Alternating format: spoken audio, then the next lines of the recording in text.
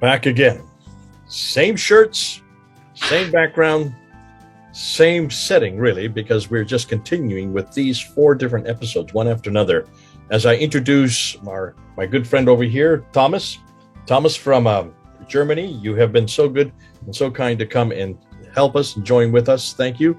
This is our 4th episode, and we've done boom, boom, boom, boom, one after another.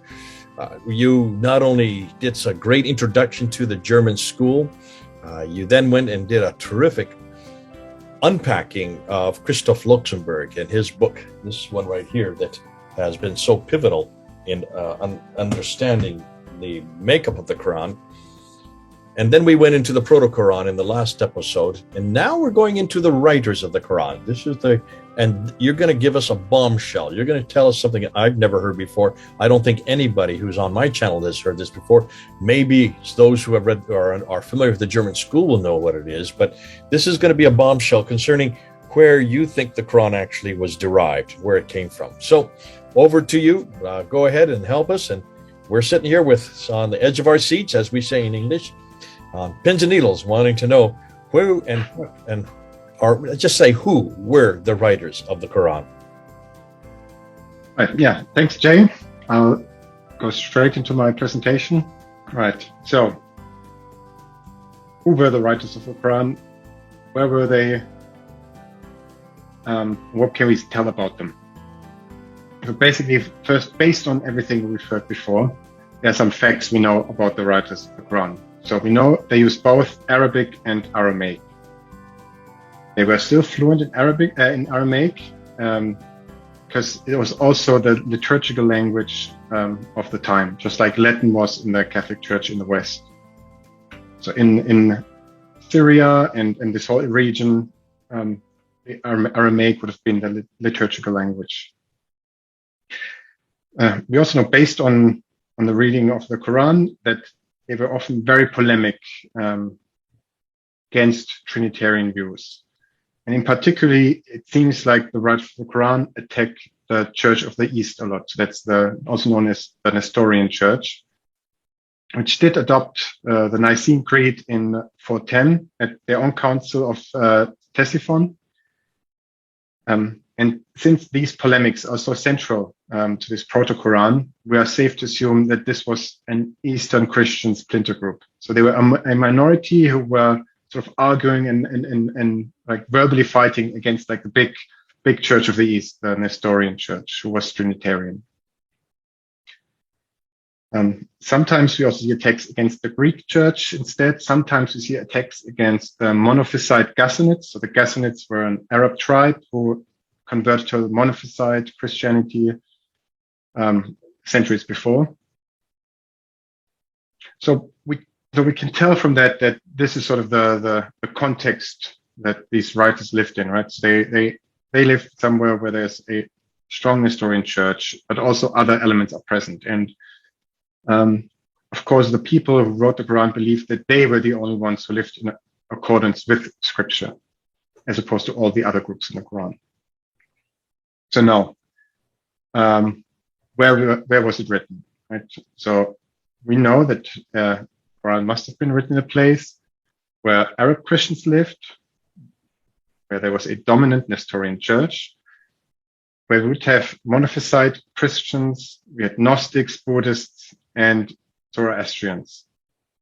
And that's last time we saw all those influences, right? So obviously those influences came into the Quran because the writers were exposed to those traditions. It also has to be a place that matches plants, fruits, gardens, etc. mentioned in the Quran. And it needs to be consistent with the language of the Quran. And the language is that of Eastern Syria, Eastern Palestine, like today is Jordan, maybe Iraq, the Iraq-Syrian border region, somewhere there. So we can actually narrow down what language they use. All right. But now, so traditionally, it's Mecca and Medina, but they actually match none of the criteria above, right? So, well, maybe there were a couple of Arab Christians, but definitely not the number that would have been needed to justify writing a lectionary. There was no Nestorian church. There were no Monophysites, no Gnostics, no Buddhists, no Zoroastrians in Mecca or Medina. They don't have any of the plants, fruits, and gardens described in the Quran. And of course, they had a different language. So instead, everything points to Eastern Persia. And I think this is where probably some of the viewers will think, wait a minute, Eastern Persia? Or didn't you just say it's the language instead of Eastern Syria, maybe Western Iraq? So how come you're saying Eastern Persia? Well, the reason is because under Sassanid rule, for centuries, there were lots and lots of deportations. So what the Sassanid rulers would typically do is they would often build completely new cities which were empty, and then they would raid cities in the Byzantine Empire or the Roman Empire before that, and deport hundreds of thousands of people to move them into their new cities usually somewhere in the east of Persia. And we know that this is how Christianity first got into Persia. So by the time the Quran was written, Christianity was actually spreading fast in Persia. Persia was being on the verge of being Christianized, but the original seed was planted by people who were deported. And we know from the records that under King Shapur I alone, hundreds of thousands were deported from Syria, Cilicia, and Cappadocia. And he reigned from 240 to 270 AD. So that's long in the past, even from the perspective of the writers of the Quran. And then it went on. Throughout the centuries, whenever there was a war between the Sassanids and the Romans or the Byzantines, there would be deportations. And again, another Persian king who had deported hundreds of thousands was Khosrow I, who reigned from 531 to 579. And he, for instance, deported almost all of Antioch. And by this time, all of the people who were deported were basically Christians. So when we go back to the 3rd centuries, there would have been Christians there, but they weren't necessarily the majority. But by the 6th century, they were all Christians who were deported. So now we have Arab Christians living in Persian exile, sometimes far in the east. And they compared themselves to the Jews of the Old Testament. And again, we can also see that in the Quran. So, for example, Khosrow I, who I just mentioned, who deported so many people in the 6th century, he is called Pharaoh by the writers of the Quran. We have also other evidence that points to Eastern Persia. So, for example, the coins that call Jesus Abdallah, that servant of God, which is again a very central part of this anti-Trinitarian theology. Because by servant of God, what you're saying is that he's not God himself, he's serving God, so he is not divine.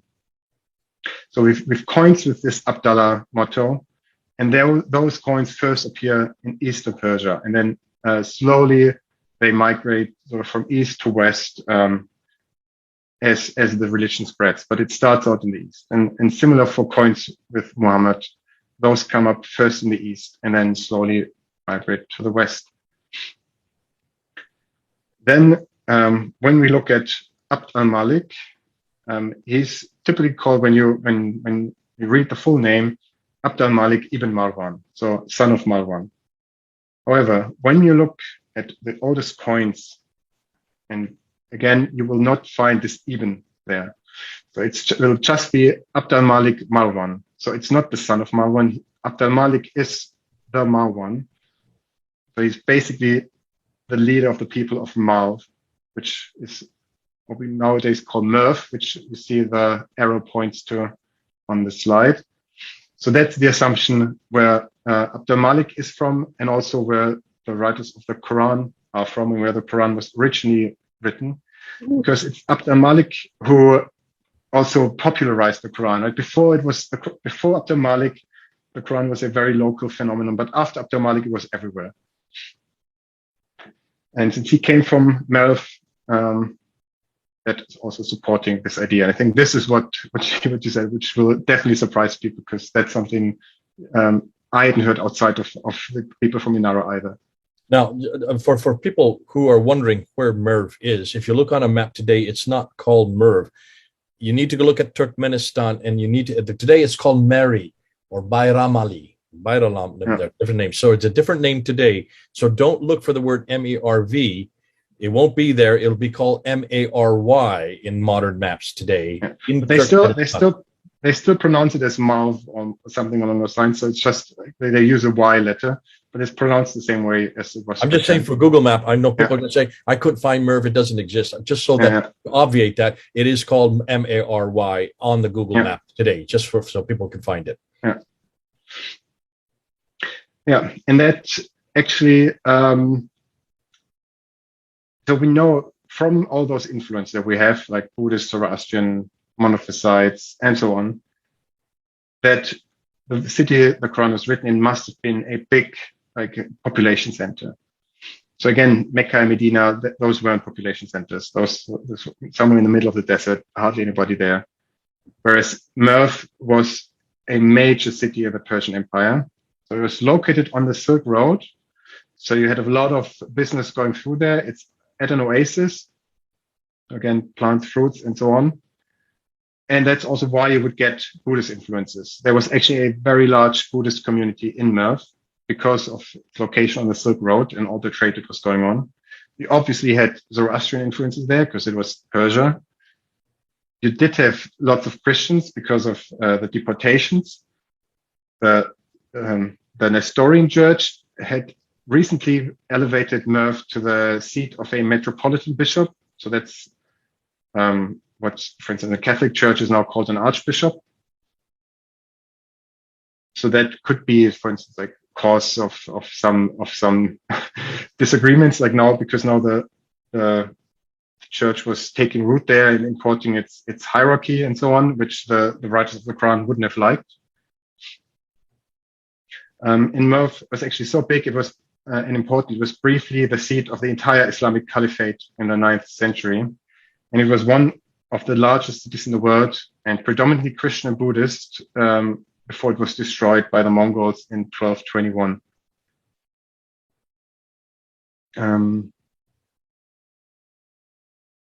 Exactly. So lots and lots of arguments that support the idea of Merv as the origin, and that's also the consensus that is emerging out of this Inara group. So they see Merv as the most likely candidate.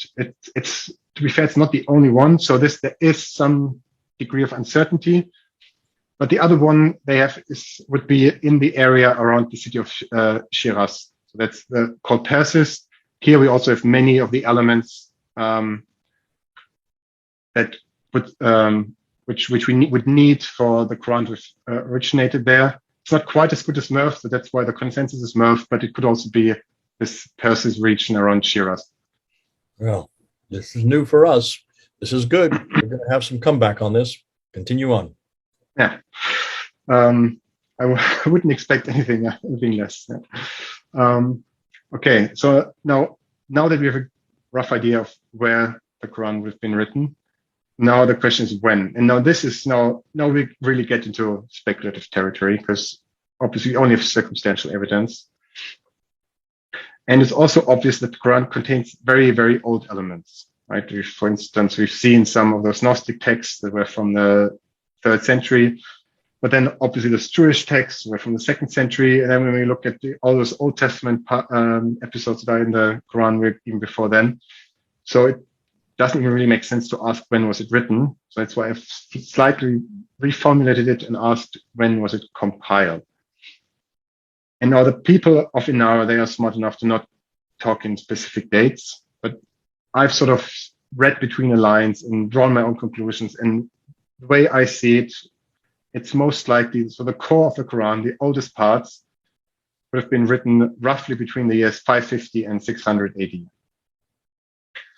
So that would be like the oldest third, roughly, of the Quran. So just so we're getting to you, when you say the core or the oldest, you're talking about the lectionary part. Yes, exactly. So what we talked last time. Okay, so what we were talking in the last episode. So these ones that Chris of Luxembourg is finding, the ones that Gunther Luning are finding, this is the part that you're talking about. That's the core that was around in 550 to 600. Yeah, and we also find obviously Christian elements later, like for example, those what we talked last time about those passages where the Quran makes sure to tell the readers that it's only affirming scripture. That's still obviously coming from a very Christian tradition, but that's later. But here, this oldest part, was roughly written between 550 and 600. So in like how did we come to this conclusion? Well, first I just mentioned that there was a new metropolitan bishop in Merv, so that he, I think, took office around 550. And it's likely that it was written afterwards. Also, we know that the Quran talks about Khosrow I as Pharaoh, so it must have been written either during his reign or maybe shortly afterwards. And his reign lasts until 571.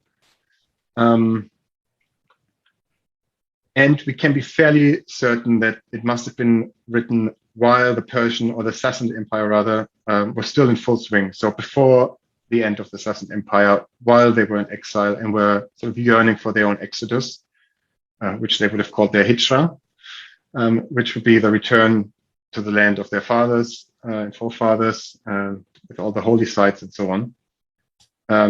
So probably before the war with the Byzantine Empire started, it brought down the Persian Empire. That's why I put it in roughly between 550 and 600 AD. But as you can already see, though, that's hinging on a lot of ifs, right? So if, for instance, if this wasn't written in Merv, then it may change, right? It might have been written earlier then. But so that's the best guess I could come up with. So what we can also say is that the Quran was probably transcribed under Abd al-Malik, so into Arabic. So it was the language didn't change, but before we already said in the second video we did talking about Christoph Luxemburg's thesis that originally the Quran was written in Aramaic script, and under Abd al-Malik at the later. So it could have happened a bit before him, but probably under Abd al-Malik, it was transcribed into Arabic and then spread widely across the lands. And indeed, actually, I don't have the quote with me right now, but I found something also recently. I read something, a quote from Abd al-Malik, wherein he says that he is afraid to die during Ramadan because that's when he was born, that's when he was elected caliph, and that's when he collected the Quran. So he uses the word collected the Quran, which sort of indicates that he definitely had something to do with the spread of it. So as we said, the core already existed long before Abd al-Malik, but I think once Abd al-Malik is done, sort of then we have almost the entire Quran. So that's sort of the period where we get most of the text. So a third exists probably before 600, and then the remaining 2/3 get added over the next century. So here I've tried to visualize the connections of those groups. And what you can see here are the various different forms of Christianity as they existed in the Middle and Near East. So I've ignored all the minor offshoots and things that weren't in this region. And it basically starts with Gentile Christians and Jewish Christians and then branches off. And the way to read this is, so you see obviously those different lines and they're connected by those gray lines that flow between those different boxes. So those gray lines, those are not people. So for instance, if you look at this Aryan box here, we have one line coming from the Catholic side and one from the Syrian side. This doesn't mean that the Catholics and Syrian Christians came together and formed Arianism. It means that the foundational ideas of Arianism are based on those two traditions. And in the case of Arianism, it was very close to this Syrian tradition, but further away from Catholics. That's why it's close to the Syrian one. And then when you look later on, the Nestorian Church has a similar origin story. So they also come from both sides, but now we are a lot closer to the Catholic tradition than to the Syrian tradition. So and that's how you read this graph. I'm just going quickly through those different sort of, if you want to call faiths. I don't think we need to go into detail here, and hopefully by the end of this video series, you'll understand this much better. But basically what we have here at the very bottom is are the Ebionites. So those were the Jewish Christians which, for instance, Patrizia Konix is suspected as the originators of the Quran, and also von Harnack. Those were first and foremost Jews, but Jews who believed that Jesus was the Messiah. He was a man, just like in the Syrian tradition. So their theology was very similar to what we just talked about, the theology of the writers of the Quran would have been like. And those are these Syrian anti-Trinitarian Christians. So their Christology was virtually identical with that of the Ebionites, but they didn't see themselves as Jews. So they saw themselves first and foremost as Christians. And they came from so physically they were Gentile Christians, but they took some ideas from the Jewish side as well, or actually a lot of ideas from the Jewish side. So they were quite close to the Ebionites in their theology, but they weren't Jews. So they were sort of, there was a hard cut between them. Although it's likely that the Ebionites slowly got assimilated into this strand, right? So they disappear. Actually, they almost disappear very early on. So they don't last that long, but they are attested to until the 7th century, but in very tiny groups. Then we have those anti-Trinitarian Syrians, which we already talked about. Now the pink line are called Catholic. I could have called it proto-Orthodox or Orthodox or whatever, but I think they might have given some false ideas because there are other Orthodox churches that wouldn't fall in here. So that's sort of the tradition we now today know as, in the West at least, as Christianity. So in the East, it's Monophysite. So they sort of split off somewhere between the Council of Nicaea and the Council of Chalcedon. That's when this belief evolved. The main difference between Monophysite and Catholic belief is the Catholics believed Jesus had two natures, one divine, one human. The Monophysites believed Jesus had one nature, but it was both divine and human. So that was the big disagreement there, and why they split off. And today, like the Oriental Orthodox churches and the Coptic Church in Egypt are still Monophysites. And the Nestorians, that would be then later the national church of the Sassanid Empire, still exists today, although it's now tiny. I think it was now, 100,000 or 200,000 members. That the people that formed the Nestorian church actually came from the Syrian anti-Trinitarian background, but they took like 2 or 3 steps towards the Catholic side, which was back then the religion of the Byzantine Empire, and had a lot of influenced a lot by Greek philosophy and Greek thought. And the Nestorians sort of basically they took the theology of the Catholics but gave it a Syrian spin, if you will. And now you see it now here very late in the 9th century, Islam comes up, and that's because I would consider the writers of the Quran still to be Christians, not Muslims, but it was a long process. So we saw that towards the end of the 6th century, the Quran was written. That's where this gray line starts. And then over this long period until the 9th century, sort of slowly moves away and moves into its own thing and becomes like a completely separate religion eventually. And it's also when then the Syrian anti-Trinitarian Christianity more or less disappears and it gets sucked up by Islam, if you will. So this is the theory I'm proposing. Again, this will probably be a bit difficult to grasp now, but we'll get into more details as this series goes along.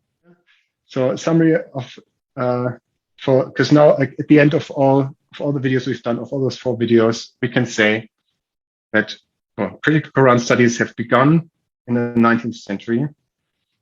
We learned that the Quran is written in a mixed Syriac and Arabic language, that this led to many misreadings, the so-called dark passages, because it's now only read in Arabic, not in this mixed language.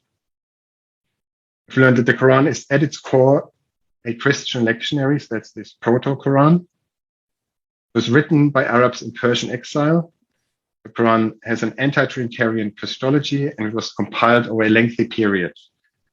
I've now written here between the 6th and 11th century. Now that's the extreme end. So I would say by the year 700, we more or less have most of the Quran. Some of it would still come later. Some of it would be removed. There would still be some changes, and then the diacritical marks have actually not been finalized as late as the 11th century. So there were still changes made to the dots, but that's over the last couple of centuries, it was mainly the dots that were still unclear, but the text would have been there. Yeah. Okay. Well, these have been 4 excellent episodes. What an introduction. Thanks so much. This last one I knew would be a humdinger. I'm sure people are a little surprised because you're not only saying that it is way over to the east, but it's way up to the northeast that the Quran was written. Yeah. But it makes sense. And no one, I would have never thought Merv. I would never have thought Turkmenistan. But when you look at all together now, what's fascinating is, as you were saying that, I've just done these episodes with looking through many different categories, many different genres to confront the standard Islamic narrative. And we've looked at the mosques, that Dan Gibson's material on the mosques and the Qiblas. That was one of the earliest things we looked at. We looked at the coins. Volker Pop has really helped us with that. And Odin and I did those 2 series on the coins and really unpacked it. You can see then we've Ilstad, who comes from the Scandinavian country, who did the work on these inscriptions, the Nabatean Aramaic inscriptions that from up the north.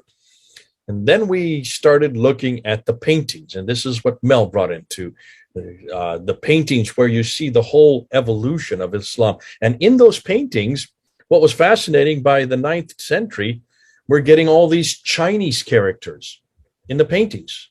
These are Islamic paintings, and they have Chinese features.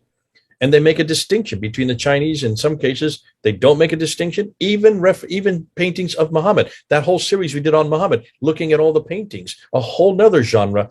Now this makes sense from what you're telling me, because if the Quran is written up there, and if that is where really the book is being, well, when we're saying the Quran, the 2/3 of the Quran is written up there. The 1/3 comes from much further west in Syria and also in Iraq. That is the lectionaries. That's where much of the Byzantine world was, and that's where the lectionaries are being contabulated, and that's probably happening in 550 to 600, the dates you're giving.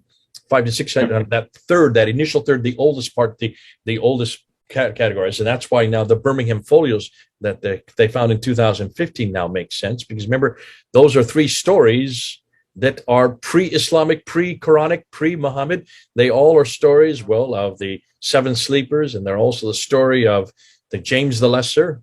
That's from 125 AD and also 500 AD. And then, of course, the story of Moses, which we know is from the Old Testament. None of these are Islamic. They are all borrowed. Like everything Islam does, it borrows.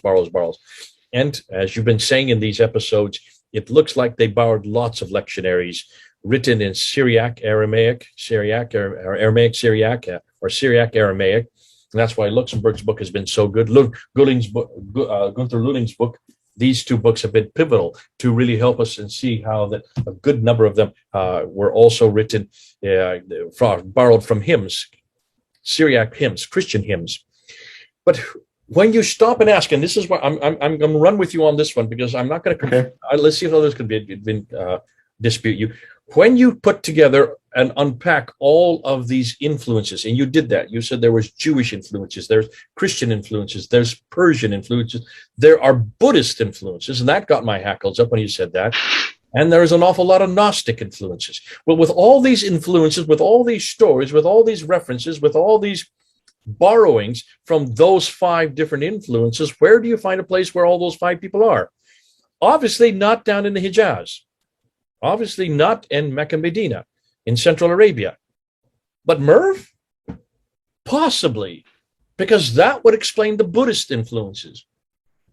And there's a whole nother thing that you are going to unpack later on in other ones coming up, where you're going to look at the Buddhist influence and see this could really only exist because the Buddhist influence, except for the emissaries that come to Syria, almost all of them would have been in Merv. Why? Because that's the Silk Road, that's the trade route. And that would be the cosmopolitan, the city, such a big city that it would have a melting pot where there would be, I'm sure, there would be seminaries Gnostic seminaries, Nestorian seminaries, and certainly there'd be an awful lot of Buddhist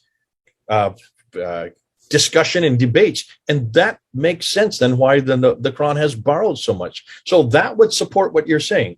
It's the right place at the right time, doing with the right mix and with the right people. And that would then help us understand why so much of the Quran includes these influences. I think what people often didn't take into account were just how massive those deportations were. And they were ongoing throughout the centuries. So that's how we end up with Arabs all the way up in Merv and everywhere throughout the Persian Empire, basically living there in exile. Yeah, I mean, you said that in fact the entire city of Antioch was taken in as a whole and moved up there. And it's okay. Let's go ahead and put that out there. Merv, what is called Mary today. You'll see it on the Google Maps. Turkmenistan. Let's put that under our hat and let's see if this is correct. Now, this is what the Inada group have come to their conclusions. It's not Thomas's conclusions. It's the Inada group, but he is speaking for the Inada group. These are the German scholars. You've heard it first from Thomas here. I'm sorry, Thomas there. And now you've now heard it from both of us. Let's see how you can react. And I'm sure there's going to be lots of reaction. We want to see people engage with this. Don't walk away from it, Muslims. Don't sit there and call us all kinds of names. Look at the historical record. We have said it over and over again. We're not interested in you just mimicking what you have been told your whole life from the 9th and 10th centuries. And as Mel and I are finding out, though, they're not even from the 9th and 10th centuries. They're actually from the 16th century, redacted to the 9th and 10th centuries, which is redacted back onto the 7th century. But you know what Thomas has done? He has not wasted your time with the 9th and 10th century. He has been speaking from in this case, the 6th and the 7th century, back to the 500s, 550, and he's going into the 7th century. So he's really going back to what we've asked every one of our scholars to do. Go back to where Islam began. Go back to not only where it began, but when it began. Get us in the right century and get us in the right environment. Now, I would have never expected it to be way up in Merv. I thought it was all coming out of either Hira, which is today Kufa, or Ctesiphon, which is today Baghdad, or over here in the northwest, Damascus, which is in Syria. Those are the cities I would have expected because that's where the political powerhouses were. The political powerhouses with the Umayyads up in Syria and the Abbasids over here in Ctesiphon, later to become Baghdad. But you're saying no. We need to look and see where all this mass migrations was, not migrations. These were not migrations. These were enforced migrations up to the city of Mur. So let's put that under our hat. Let's see if we can find more substantiation. And I'm putting this out there for not just the Muslims, I'm also for those of you who are sitting on the fence and those of you who've been really helping us out with a lot of your reference points and giving us articles in other areas. Come back and see if you can support this. Let's see if you're able to. And if not, then tell us why not. Go ahead. What did you want to say? I wanted to say that actually there were also voluntary migration, so that did happen as well. But we will see that again in a later video. And there's one more thing, and that's what you said. The power centers were more in the West, but you're now already talking about the Caliphate, right? And now, but when you look at the Quran, it's pretty clear that at least the core of it must have been compiled earlier. So you have to go way before the Caliphate into the end of the 6th century. And that's where you would find the Arabs that fit the description that would be up in Merv. And then only later you would find them in Damascus and in Baghdad. The fact that Abdul Malik Marwan from the Marwan family is the name for Merv. The Marwan is in his name, that he came from up that area. And he is the one that really is the Arab reformer. He is the one that introduces us to the first Quranic text on the Dome of the Rock and on the coins and on the protocols. He is hugely influential as to who this Islam finally becomes. If he's from that city, then of course that also fits your paradigm. Thank you so much, Thomas. This has been great. We've did 4 sessions all in one afternoon. We're still wearing the same shirts, and we're still coming to fascinating conclusions because we're just now starting to get into what and how did Islam really begin. You've really helped us with the Quran with these episodes. Thank you so much for unpacking Luxembourg And thank you for the background you've given us to Luling and to Cologne and all the others. These great German school, not all of them are Germans, but they're all doing their work in Germany. And thank you so much for representing the INATA, the group that we have not seen represented yet. And you've been a great candidate to do just that. God bless you. And continue to do your research and continue to come on board. And we'll continue to do more of these episodes so people can engage with it. All right, folks, you've heard it now from the lips of Thomas. Now you do engage with him. And let's hear your feedback. This is Jay here in the United States. And Thomas, they're in Germany. In fact, it's almost like 2 o'clock in the morning for you. So you really stayed up early. What time is it there? Actually, it's 3:30. So that's 3 in the morning. God bless you. We got to put this guy to bed. But before we do that, let's all give him a hand and give him applaud. Thank you so much. Jay and Thomas, over and out.